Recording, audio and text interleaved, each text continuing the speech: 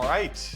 New season, new show, episode 0, baby. What's up, everyone? We are here. It is Bell Curve, the show where Mike and I explore the most important themes in crypto for folks that, just like Mike and me, are confined to the middle of the bell curve. This is a 2-part show. It's broken down into seasons. Each season, we are going to explore a different thesis. So here's what's going to happen. We're going to lay out the thesis for you at the beginning of the season, explore that thesis over the next 7 episodes, and then regroup at the end of the season to say what went right and then what went wrong. So that's one episode per week. The other episode per week is a roundup with the folks over at Framework Ventures.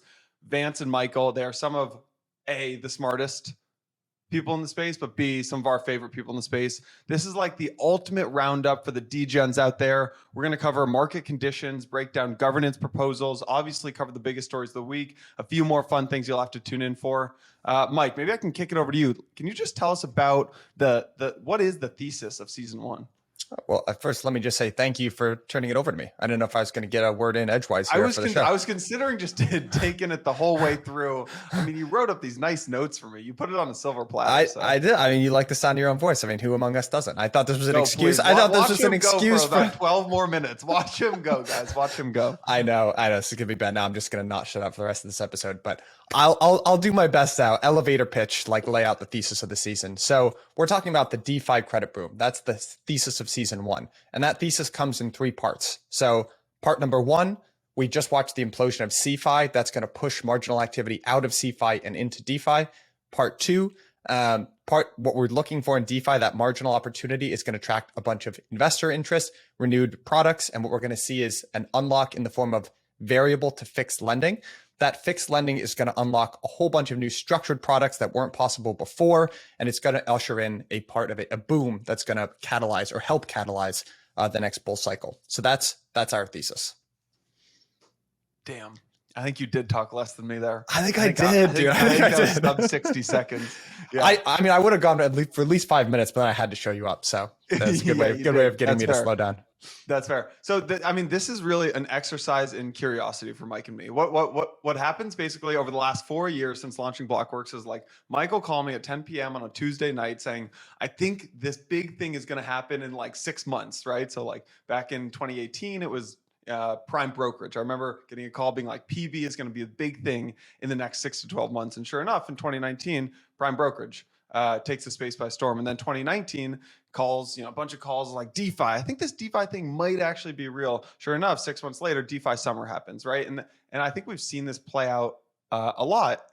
Just our conversations end up actually happening. And sometimes they really don't happen. Sometimes we're wildly wrong. But this show is just an exercise in curiosity. Yeah.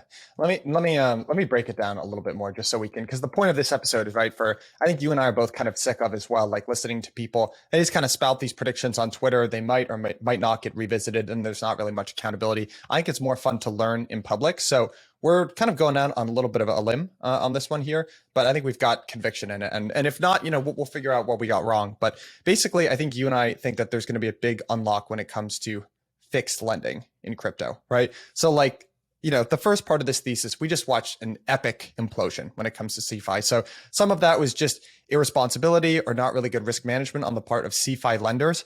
Some of it was much worse stuff, right? It's something that looks like it was bordering on fraud in the case of Celsius or honestly, Babel Finance. This didn't get a whole lot of play, but $280 million worth of customer deposits that got vaporized because they were prop trading customer funds. You do not get activity like that and don't get an enormous amount of regulation after that, right? So we saw it.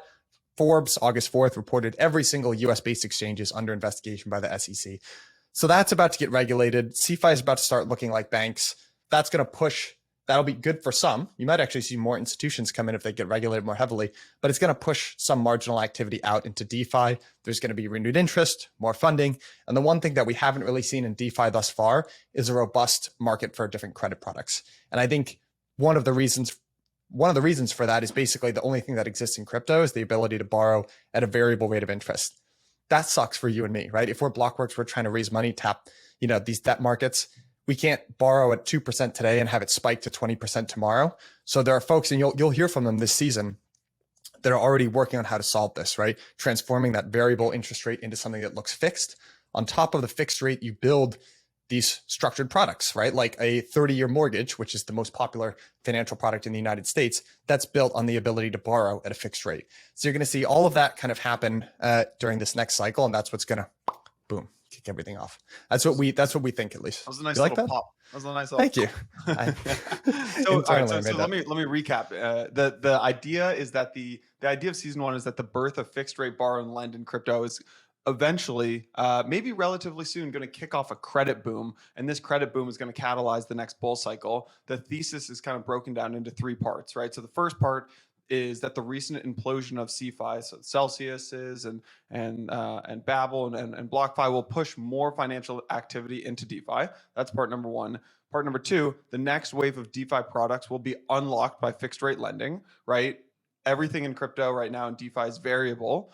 We think that where the space goes is fixed rate lending. And then the third is that you need structured products that utilize fixed rate lending, and that those structured products based on fixed lending will be a key part of the next boom. Do you want to break that third part down a little more? Yeah. So basically, if you take a look at something like a 30-year mortgage, that is a beast that you don't, quote, like find in the wild, right? Really what that is there are variable rates of interest, and there's a deep and liquid options market that's used to lock in fixed rates that then get sold to customers. So slow down over there, buddy. Slow down, getting a little excited. Christ almighty. We're editing this part out. I'm just so excited by the creation of these markets. So, what you really need, that's based on this, like, it's what we talk about in DeFi all the time, right? There are building blocks, right? So ability number one, the ability to borrow and lend at a fixed rate. And then you need a specific product that leverages that ability.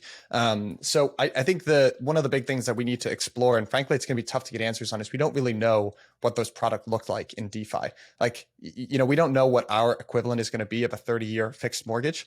But what we do know is that we're going to need businesses, maybe in the form of DAOs. We're going to need consumers, something like that, to be on the demand side for those financial services. And then we're also going to need on the back end, we're going to need a deep liquid market for options, perps, whatever it is. That's kind of like, you can think of that almost as the clay, right? The molding clay for these new products. Because when you have a 30-year fixed mortgage, right, you need a market full of people that want to basically take leverage bets on interest rates to support the creation of those new products.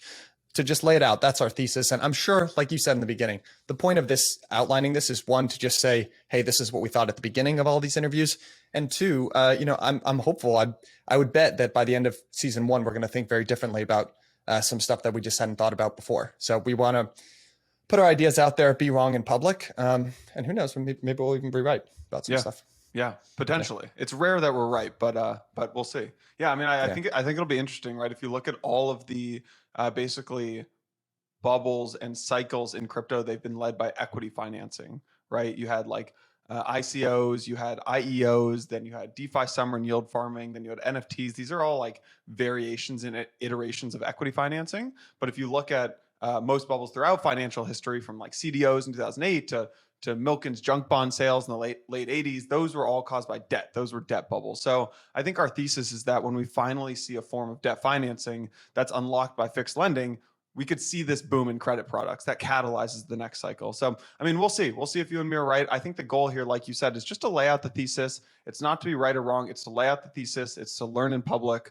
I'd be really surprised if we nailed 100% of it. But hopefully we get one or two things right here. So, yeah. Well, I feel like the parts that I think will probably be right, and then what you think will probably end up being wrong. But, history can decide. I'd flip that, and you're probably right.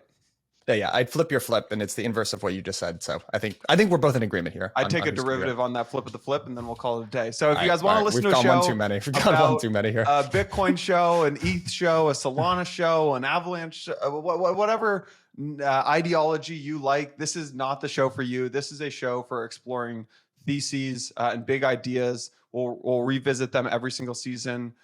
We are releasing the first couple of episodes over the next couple of weeks. The first episode, this is episode 0. Episode 1 is also live today with Vance and Michael. It is CeFi is dead, long live DeFi. Next couple episodes that come out every week: the makings of a DeFi credit boom, the fixed rate lending unlock, on-chain derivatives and options, uncollateralized lending. Who are the borrowers who borrow off this fixed rate loans, and then DeFi in the next bull cycle? Really, really interesting. 7 episodes lined up for you all. If you're excited, hit that subscribe button. Mike, anything else to add here? Nope. I think that's about it. I think I definitely talked less than you, so let's just cap it here. See you on the other side, folks. Peace.